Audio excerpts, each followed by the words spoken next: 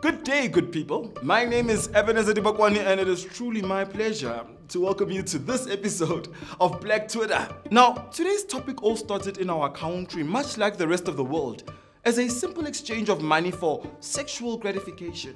If you had the remuneration, you could pay for sensual elation. Come on, somebody. Street prostitution evolved alongside technology, branching off into various forms.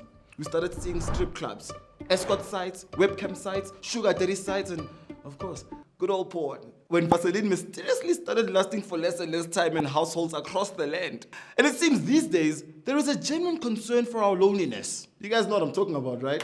Are you alone? You won't last 30 seconds playing this game. Click here to play now. They really care about us.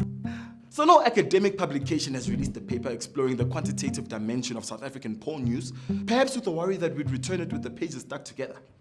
But in 2016, South Africa did appear on Pornhub's top 20 most frequent users list. Now, this is a worldwide list. Imagine Tourism SA has been trying for years to get people to come here. Turns out we already do. According to these annual reports,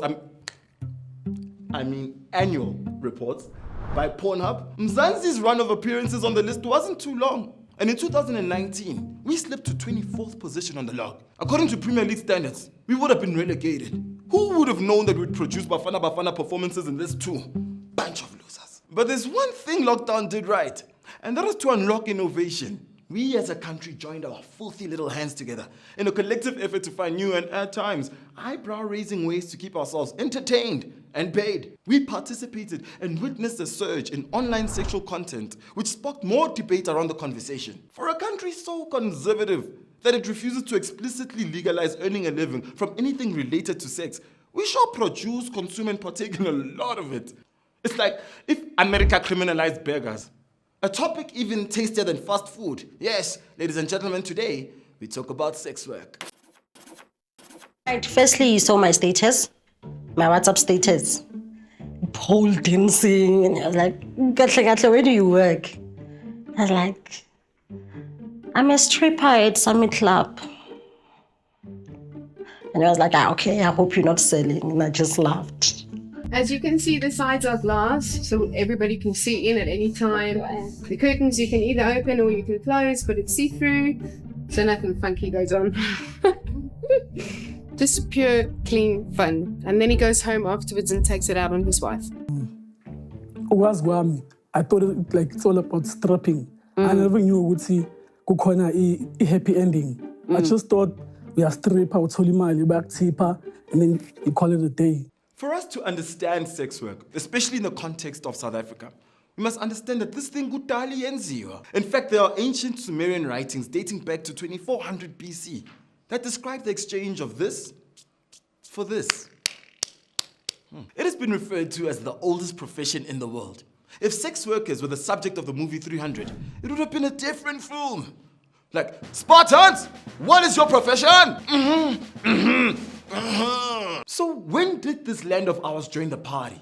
Well, the earliest evidence of sex work in SA can be found under the colonial administration of Jan van Riebeeck in the Cape Colony. Yeah, oh Jannie boy. If you know your history, that was all the way back in the 1600s. Sex work was rife and unhindered. Just to give you context, the 1600s were when Isaac Newton was studying gravity, experimenting with apples. On this side of the planet, Van Riebeeck and his boys were busy experimenting with peaches. So almost 1.5 centuries pass, and all the while it's a party.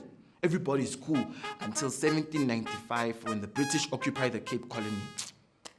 Party over, valaniminya. At the time of the British occupation, sexually transmitted diseases among the armed forces was rampant. And of course, who do they blame? The sex workers. But to their defense, they didn't have choice condoms to blame, so, In hopes to stop the spread of STDs, a series of 3 laws were passed in 1864, 66, and 69, all the way in England. Very eloquently named the Contagious Diseases Act. It's like whoever named it did it like last-minute homework. And the teacher's like, Medical practitioners were complaining about the prostitutes, so they decided to promote and proclaim the same Contagious Diseases Act here, locally.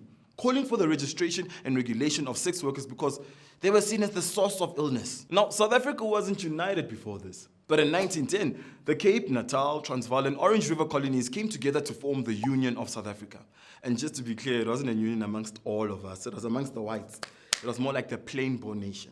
The following year, the government put their foot on the necks of pimps, prostitutes, and brothel owners. They even went as far as convicting any establishment owner that let pimps and prostitutes just to chill there. Based on the company he used to keep, this government would have raided Jesus' crib. Wait, is it a crib or a manger? Never mind. We wouldn't realize this until years later. But a lot of this prohibition was also to suppress the sexual interactions of people across the racial line, which is considered immoral. Trevor Noah, more like Trevor Never. Barack Obama, more like Barack Abomination. Since interracial relations of any kind were frowned upon and pretty unacceptable in society, it was in the context of prostitution that people would cross this color line. So Vele, in 1927, they introduced an act to specifically prohibit interracial sex. They called it Immorality Act No. 5. Now, still not a creative name, but at least it sounds like a fancy perfume. Act No. 5 by Bota, for when you're feeling immoral. If caught, an interracial couple could have faced 6 years of punishment each. If the white man had a heart, he'd suffer 6 years of a guilty conscience. And the African woman, 6 years of imprisonment for provoking a white male to have intercourse with her. Provoke. As much as society was very divided and racially unjust, they hadn't put that disparity into legislation. Not until 1948, when the National Party came into power, led by General Jan Smuts. Yes, 2000s, Jan Smuts isn't just the main road in Johannesburg. He's the leader who saw the birth of apartheid in its official stead. These guys would then pass the Immorality Act No. 23. And just like with iPhones, it was similar to the previous model, but if you paid attention, you'd notice the hectic new features. Under the new law, it was prohibited to run brothels altogether, procure any sexual services, and live off the proceeds of prostitution and or its practitioners. It sounds familiar. But with the changes made, the government enforced laws that severely reduced the few human rights that sex workers might have had before, reducing the penalties for their assault, abuse, and similar crimes.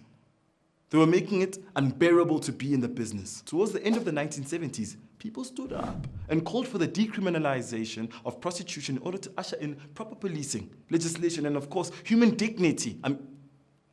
I said dignity, please wash your minds.